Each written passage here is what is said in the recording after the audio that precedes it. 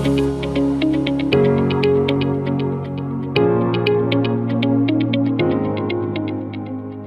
वालेकुम क्लास। अब आप लोगों को यहाँ पर वापस हम एक्सरसाइज 30.3 पे आ रहे हैं। इससे पहले मैं दो सवालात आपको करवा चुका हूँ, दो सवालात आपने समझ लिए हैं, कर लिए हैं। फिर हमने काफी सारी थ्योरेटिकल पोर्शन को कवर किया है। थ्योरेटिकल पोर्शन हमारा अच्छा खासा यहाँ पर था। अगर वो थ्योरी सारी आपको समझ आ गई है, वो थ्योरेटिकल पोर्शन जितना भी है उसकी एक एक वर्डिंग, एक एक लफ्ज आपको प्रॉपर क्लियर हो गया है, तो अब इसके आगे जितनी ट्रिग्नोमेट्री है वो आपके लिए आसान है। अगर नहीं क्लियर तो फिर आपकी जिम्मेदारी अब बनती है कि जो पढ़ाया जा चुका है उसको याद करें, रिवाइज करें, उसको बार बार सुने, बार बार समझें, किताब से पढ़ें, और तब जाके आपको ये चीजें समझ आएंगी। क्वेश्चन नंबर 3 से ऑनवर्ड हम वापस काम कर रहे हैं, अपने जो एक्सरसाइज उसकी कंटिन्यूटी पे आ रहे हैं। क्वेश्चन नंबर 3 में कहा है find the science of the following. जो आपके साइन हैं, जो भी गिवन है ऑफ द फॉलोइंग, मतलब साइन 340 है, कॉस 120, ये सारे इनके साइन बताने, आइदर इट इज पॉजिटिव और नेगेटिव। तो फॉर एग्जांपल यहाँ पर आपके पास फर्स्ट पार्ट है कॉस 120। 120 डिग्री में आपके पास एंगल 120 गिवन है। मेरे पास कॉस साइन और टेन बात की चीजें। पहले एंगल पता होना चाहिए कौन से क्वाड्रेंट में आएगा। आपने पढ़ रखा है क्वाड्रेंट सिस्टम के, आपके पास यहाँ पर अगर चार हिस्सों में हम तकसीम करते हैं तो सारे के सारे trigonometric functions, trigonometric ratios positive होते हैं फर्स्ट क्वाड्रेंट में, सेकंड में सिर्फ साइन, थर्ड में टेन, और लास्ट फोर्थ के अंदर कॉस। ये आपको हमेशा याद रखना है। पहले आइडेंटिफाई कर लें गिवन एंगल कौन से क्वाड्रेंट में है। 120 डिग्री 90 से बड़ा और 180 से छोटा है, इसका मतलब सेकंड क्वाड्रेंट में। सेकंड क्वाड्रेंट में सिवाय साइन के बाकी सब नेगेटिव है।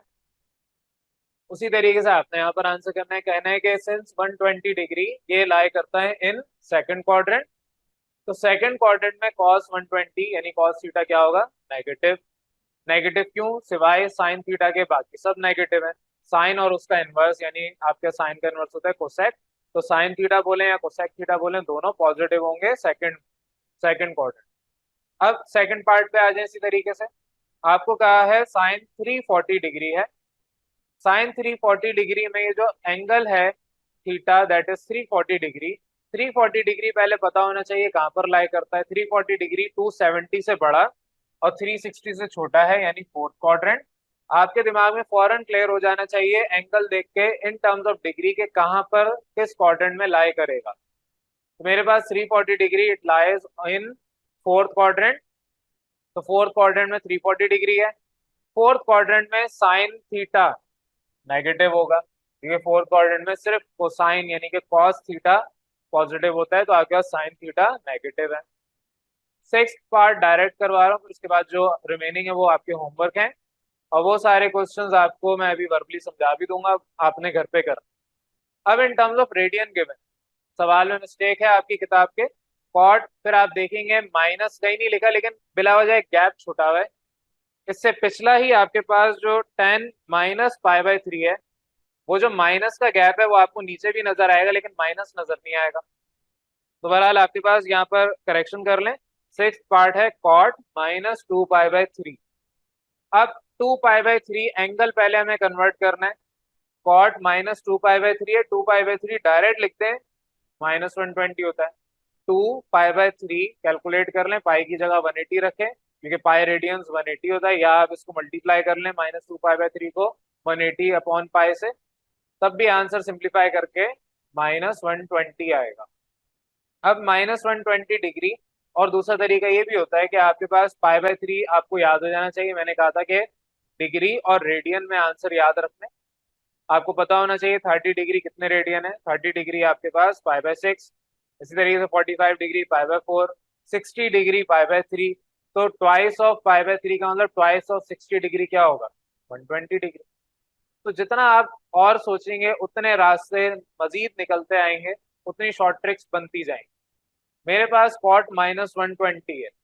कॉट को वैसे भी आप डायरेक्ट कह सकते हैं, लेकिन क्योंकि आपने अभी इतना डिटेल में नहीं सीखा, कॉट थीटा बहरहाल होता है 1/10 थीटा। तो अगर कॉट -120 है तो 10 -120 हो जाएगा, 1/10 -120।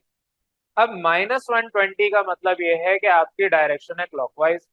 क्लॉकवाइज डायरेक्शन का मतलब ये हुआ कि अगर 0 डिग्री यहाँ से स्टार्ट हो रहा है तो 90 माइनस का यहाँ पर आएगा -90, और फिर -90 के बाद -120 इस क्वाड्रेंट में आएगा।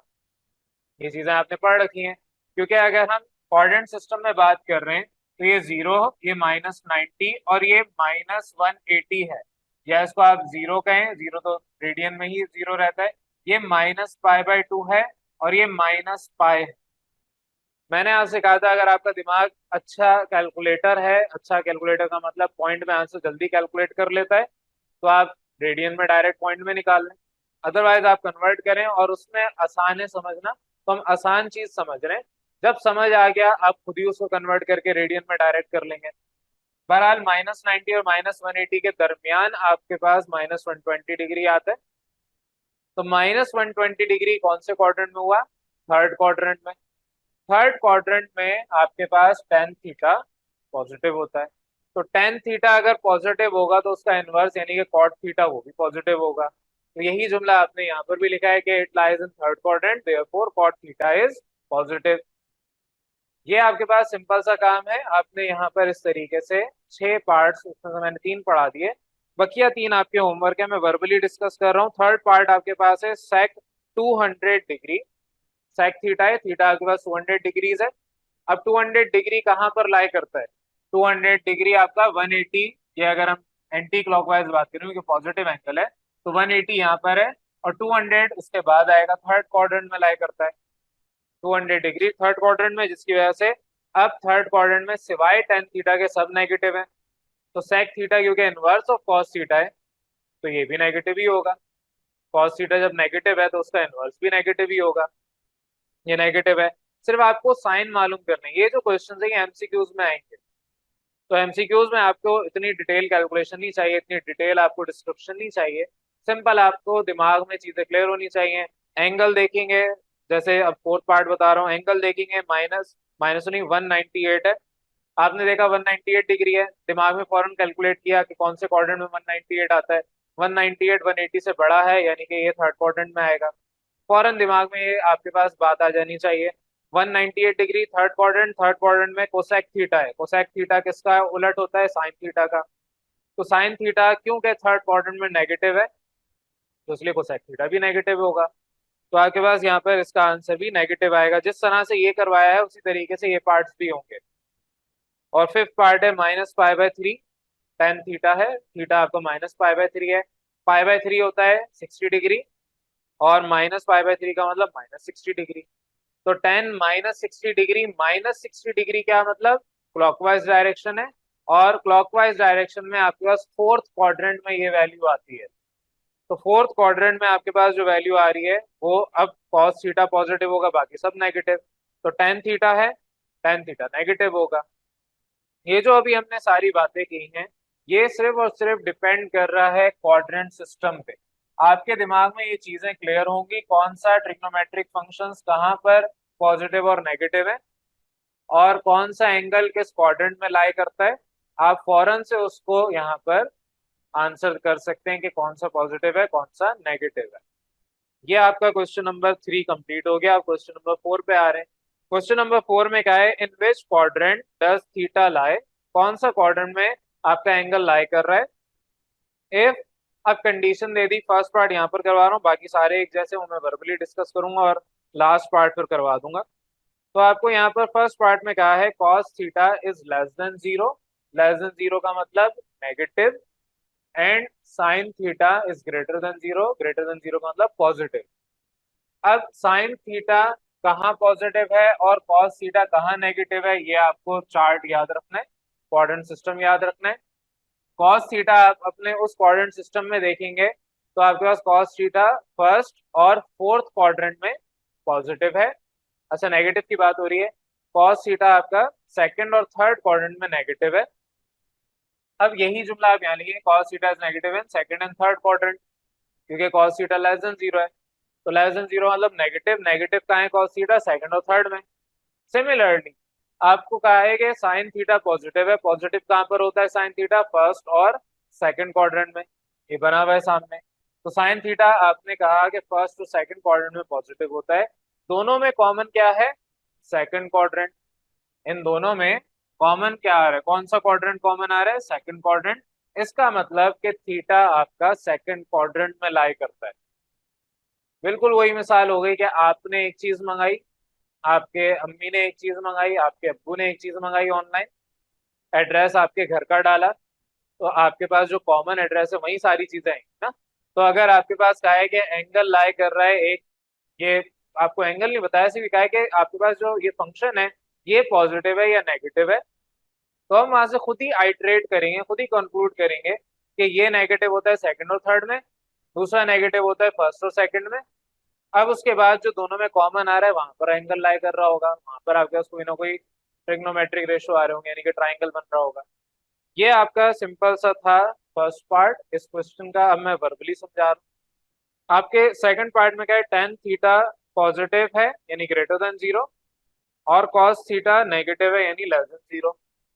अब टेन थीटा पॉजिटिव कहाँ कहाँ होता है, फर्स्ट और थर्ड क्वाड्रेंट में। सिमिलरली कॉस थीटा कहाँ कहाँ पॉजिटिव कहाँ कहाँ नेगेटिव होता है, सेकंड और थर्ड क्वाड्रेंट में। क्योंकि आपके पास दोनों में कॉमन थर्ड क्वाड्रेंट आया है, तो थीटा कहाँ लाई करेगा, थर्ड क्वाड्रेंट में। अगले पे आ जाए, sine theta is negative less than zero मतलब नेगेटिव। साइन थीटा नेगेटिव कहाँ कहाँ होता है, साइन थीटा आपके पास नेगेटिव होता है थर्ड और फोर्थ क्वाड्रेंट में। और सिमिलरली आपके पास सेक थीटा है, सेक थीटा बोले या कॉस थीटा बोले एक ही बात है, क्योंकि दोनों एक दूसरे का उलट है। तो कॉस थीटा बोले या सेक थीटा बोले, सेक थीटा नेगेटिव आपसे कहा है लेस देन जीरो मतलब नेगेटिव, सेक थीटा यानी कि कॉस थीटा नेगेटिव होता है ये भी सेकंड और थर्ड क्वाड्रेंट। तो आपके पास साइन थीटा नेगेटिव है सेकंड और थर्ड और फोर्थ, और सेक थीटा नेगेटिव है सेकंड और थर्ड, दोनों में कॉमन थर्ड क्वाड्रेंट है। इस वजह से इसमें जो थीटा है it lies in third quadrant. ये साथ साथ आपको समझना है, अदरवाइज अगर आपको लगता है कि नहीं वो कर सकते तो अपने पास कहीं लिख लें। आप साइन थीटा बोलें ये यहाँ पर है, वरना अपने पास एक टेबल बना लें, इस तरह का चार्ट बना लें ये वाला, ताकि फौरन से आपको आसानी हो कि कौन सा नेगेटिव कहाँ है, कौन सा पॉजिटिव कहाँ है।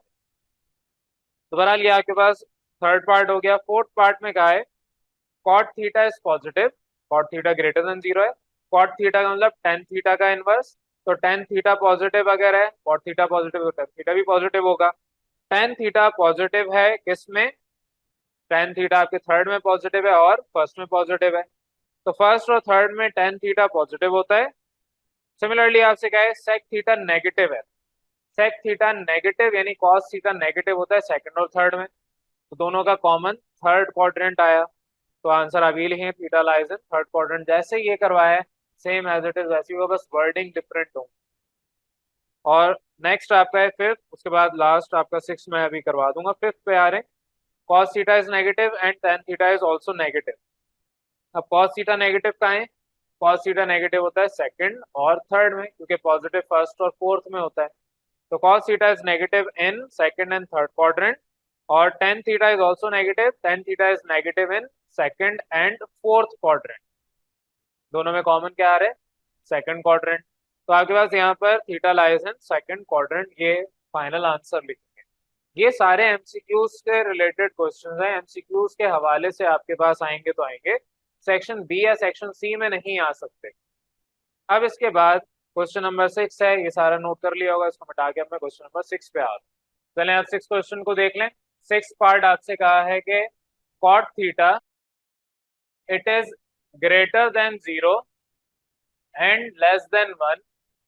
कॉट थीटा है, cot theta inverse of tan theta होता है, it is greater than zero and less than one. ये आपके पास कंडीशन है। पहले तो सिंपल था, दो अलग अलग ट्रिग्नोमेट्रिक रेशियोज से, एक पॉजिटिव एक नेगेटिव। अब आपको यहाँ पर ये चीज दे दी है, ये एमसीक्यू में भी आ सकता है, ये शॉर्ट क्वेश्चंस में भी आ सकता है। आपको यहाँ पर कहा है कि cot theta greater than zero है लेस देन वन है, ये वैल्यू है। एंगल अब बताएं क्या होगा, एंगल ये नहीं क्या बताएं क्या होगा, एंगल कहाँ लाई कर रहा होगा ये बताएं। अब एंगल कैसे पता चलेगा, जब तक हमें एंगल की वैल्यू नहीं पता चलेगी तब तक हमें ये नहीं पता चलेगा कि एंगल कहाँ पर लाई कर रहा है। तो हम क्या करेंगे, एंगल की वैल्यू निकालें। हम कहेंगे सिंस कॉट थीटा या टेन थीटा दोनों पॉजिटिव होते हैं, यहाँ पे पॉजिटिव हैं, पॉजिटिव होते हैं फर्स्ट क्वाड्रेंट में, वैसे फर्स्ट क्वाड्रेंट में और थर्ड क्वाड्रेंट। अब या तो फर्स्ट क्वाड्रेंट में भी हो सकती है या थर्ड क्वाड्रेंट में भी वैल्यू हो सकती है, लेकिन ये अश्योरिटी है दोनों वैल्यूज पॉजिटिव है। कैसे पता? क्योंकि आपके पास यहाँ पर दोनों वैल्यूज पॉजिटिव आ रही है।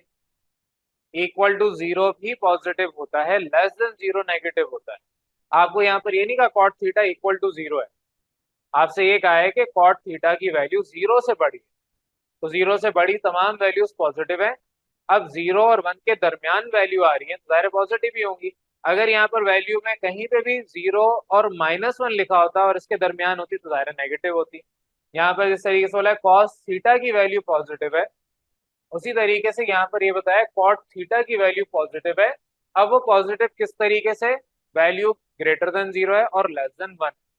अब वो पॉइंट में कोई भी वैल्यू हो सकती है, कोई फर्क नहीं पड़ रहा। ये श्योरिटी हो गई कि ये वैल्यू पॉजिटिव है। अब वैल्यू पॉजिटिव हो सकती है फर्स्ट क्वाड्रेंट में या थर्ड क्वाड्रेंट में। हम डायरेक्ट तो नहीं कह सकते फर्स्ट क्वाड्रेंट है या थर्ड क्वाड्रेंट है, उसके लिए हमें एंगल पहले मालूम करना है। और भी बहुत सारे तरीके हैं, अलग तरीके से भी कराया जाता है, सबसे आसान तरीका यही मुझे लगता है। तो हम ये कहेंगे कि सिंस हमें ये गिवन है कि cot theta greater than zero और लेस देन वन है, तो हम इसको अलग कर लेते हैं। ये अलग करना आपको आना चाहिए। इसका मतलब सिंपल सा है, cot theta is greater than zero, वैसे लिखते हैं। इस चीज को आप ऐसे भी लिख सकते हैं। अगर आप यहां से इस डायरेक्शन में देखेंगे तो ये चीज ऐसी ही लिखी हुई है। इसका मतलब क्या है? Cot theta is greater than zero, इसका मतलब भी यही है cot theta is greater than zero. आप अपने कॉट थीटा को ब्रेक कर लेंगे। आप कहेंगे cot theta is greater than zero है और दूसरा cot theta is less than zero है। बजाय लकीर के फकीर बन के हम zero is less than cot theta कहें, हम ये भी तो कह सकते हैं cot theta is greater than zero. तो वही चीज आपने अलग करके लिख दी। अब बीच में लाइन ड्रॉ करके इसी तरीके से अलग आपने कहा cot theta greater than zero है, तो one upon tan theta greater than zero होगा। बेटा यहाँ पर ये मिस्टेक है, इसको करेक्ट कर लें। यहाँ पर मैंने लिखवाते हुए गलत करवाया है। आपके पास ये यहाँ तक तो सिंपल है, one upon tan theta is greater than zero. यहाँ तक तो क्लियर हो गया। अब यहाँ पर कॉन्सेप्ट डिफरेंट है। यहाँ पर आप क्या कर रहे हैं, टेन थीटा उधर भेज के मल्टीप्लाई होगा, टेन थीटा उधर भेज के मल्टीप्लाई करेंगे। मैं यहाँ पर अगर रफली समझा दूँ उसको मिटा के, तो आपके पास जो वैल्यू है उसमें वन अपॉन टेन थीटा, ये one upon tan theta is greater than zero है, तो ये आपके पास जीरो से मल्टीप्लाई होगा। और जीरो क्योंकि यहाँ पर इससे मल्टीप्लाई हो रहा है, ये अगले स्टेप में आके इससे डिवाइड होगा। तो tan theta is less than one upon zero हो गया। वही काम मैंने डायरेक्ट वहां पे किया और करके मैंने इसको बहरहाल, और तो बाद में यहाँ पर वन अपॉन टेन थीटा आपने क्या किया, उलट दिया। ये आपका cot theta greater than zero था, इसको आपने उलट दिया वैल्यू। कॉट थीटा क्या होता है? One upon tan theta. One upon tan theta is greater than zero. आपका कॉट थीटा रेसिप्रोकल है टेन थीटा का, तो कॉट थीटा की जगह वो वैल्यू लिखी वन अपॉन टेन थीटा, और वो क्योंकि ग्रेटर देन जीरो है। अब आपने जीरो इधर भेज के डिवाइड करना है, टेन थीटा उधर भेज के मल्टीप्लाई करना है। तो अगर टेन थीटा उधर चले जाएगा और जीरो उधर आके डिवाइड होगा, क्या एक्सप्रेशन लिखी जाएगी? One upon zero is greater than tan theta या tan theta is less than infinity. ज़ाहिर वन अपॉन जीरो क्या होता है? इन्फिनिटी होता है। इनफिनाइट वैल्यू हम कहते हैं क्योंकि ये अनडिफाइंड वैल्यू है। अनडिफाइंड वैल्यू को हम यहाँ पर इनफिनाइट या इन्फिनिटी कहते हैं। अब जितनी भी वैल्यूज अनडिफाइंड है, वन अपॉन जीरो एक अनडिफाइंड वैल्यू, तो दुनिया भर में जितनी भी अनडिफाइंड वैल्यूज हैं उनको हम इन्फिनिटी कह देते हैं। इन्फिनिटी का मतलब ये नहीं होता बहुत बड़ी वैल्यू, इन्फिनिटी का मतलब बहुत छोटी वैल्यू भी हो सकता है, इन्फिनिटी का मतलब नॉर्मल वैल्यू भी हो सकता है। इन्फिनिटी का मेन मतलब है अनडिफाइंड वैल्यू। मुझे नहीं पता इस गैलेक्सी में कितने स्टार्स हैं, there are too many stars, लेकिन मुझे नहीं पता कितने, तो मैं कहूंगा there are infinitely many stars. Infinitely या इन्फिनिटी आप वर्ड यूज कर लें, बड़ा इन्फिनाइटली या इन्फिनिटी मतलब अनडिफाइंड। तो अनडिफाइंड वैल्यू है। आप अपने यहाँ पर जब इसको कैलकुलेटर में पुट करेंगे तो आपके पास 90 डिग्री पे टेन थीटा यानी टेन 90 पे मैथ एरर आ जाएगा। वो मैथ एरर ये बताता है कि आपने वैल्यू जो अंदर इनपुट की है that is undefined value. Undefined value है तो जाहिर है वो कैलकुलेट नहीं कर सकता। अदरवाइज आप अगर one upon zero tan inverse करेंगे तब भी मैथ एरर ही आएगा। लेकिन ये चीज आपको याद करनी है कि मैथ एरर क्यों आ रहा है, क्योंकि अनडिफाइंड वैल्यू है। और टेन थीटा अनडिफाइंड तब होता है जब थीटा यानी एंगल 90 डिग्री हो। तो आपके पास यहाँ पर ten theta is less than infinity, तो टेन क्योंकि एक फंक्शन है, एंगल एक अलग चीज है, एंगल के साथ एक टेन का फंक्शन अप्लाई हुआ है, उसी तरीके साइन थीटा है, कॉस थीटा है, साइन और कॉस ये ट्रिग्नोमेट्रिक फंक्शंस है, एंगल के साथ अप्लाई हुए हैं। तो आपके पास ये जब टेन उधर जाएगा तो थीटा इधर ही रहेगा, टेन उधर जाके टेन इनवर्स हो जाएगा। जिस तरीके से एक्स स्क्वायर आप उधर भेजते थे अगले स्टेप में एक्स बनाते थे, let's suppose x square is equal to 4, तो आप कहते थे x is equal to plus minus under root 4। ये जो अंडर रूट है बेसिकली क्या था, जो आपका ऊपर पावर 2 थी, अब ये यहाँ के 1/2 हो गई। तो उसी तरीके से अगर आपके पास टेन थीटा है तो ये उधर जाके फॉर एग्जाम्पल कोई भी वैल्यू है टेन थीटा की, लेट्स सपोज 1 ले लें या 9 कुछ भी ले लें, 3 ले लें, तो थीटा उधर जाके टेन उधर जाके theta will be equal to tan inverse of this value. अपने कैलकुलेटर में शिफ्ट दबा के जब टेन का बटन दबाएंगे तो टेन इनवर्स आ जाएगा। तो टेन इनवर्स ऑफ 1/0 कर लें, मैथ एरर ही आएगा, लेकिन आपको याद करना है कि ये 90 डिग्री के बराबर है।